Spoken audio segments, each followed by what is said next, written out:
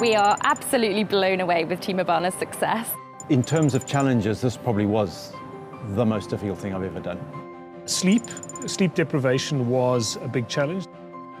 And then let's not talk about the winter weather when you needed it to be at its best. We suddenly realised what our strengths were, what our weaknesses were, how we could work together. For us, it was really quite simple. We wanted to make a difference.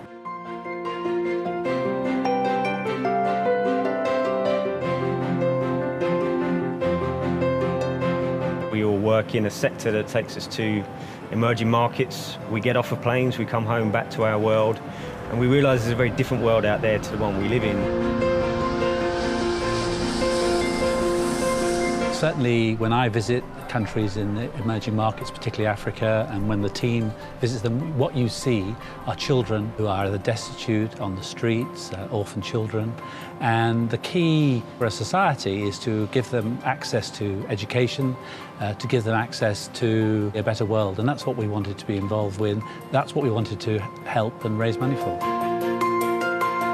Chance for Childhood is an international child rights charity, and we work across Africa to ensure that every child has a childhood. We really have never had a fundraising initiative like it, nor a team of people who are so committed and dedicated to raising awareness for the cause.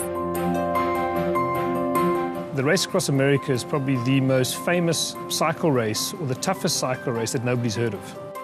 When you talk about the challenge, and people always sort of focus on the 7 days, and when people ask me now how were the 7 days, I always say to them it's a bit of a blur, and you're only starting to appreciate it now.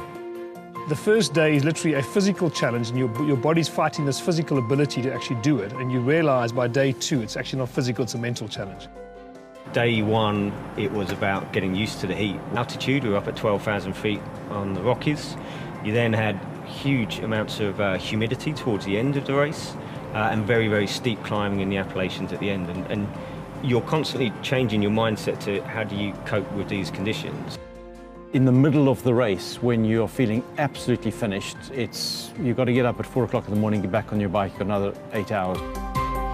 That wind is blowing you up the hill, boy. Nation sides of memory. Come on, come on. Let's go. Having that sense of purpose of what it is we're trying to achieve, both in terms of finishing the race, but more importantly, not letting down those kids, because that's what we're doing it for, I think was absolutely critical to get in terms of keeping us going.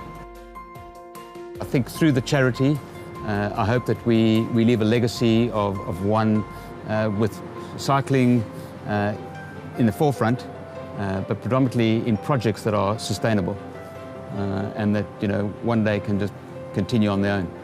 We were 13 crew and 4 riders, and being together for those 7, 8 concentrated days has really brought a team together. And that's why Team Abana will continue, because the enthusiasm is not just of the riders, but it's the crew as well. And that's why I think we can continue to achieve more success for Chance for Childhood going forward. We've all built a bond that we'll never forget, and the race is something we'll never forget. We certainly will meet up at least once a year and relive the race and look at the photos and remember what we did, and all very proud of what we did, both crew and riders collectively.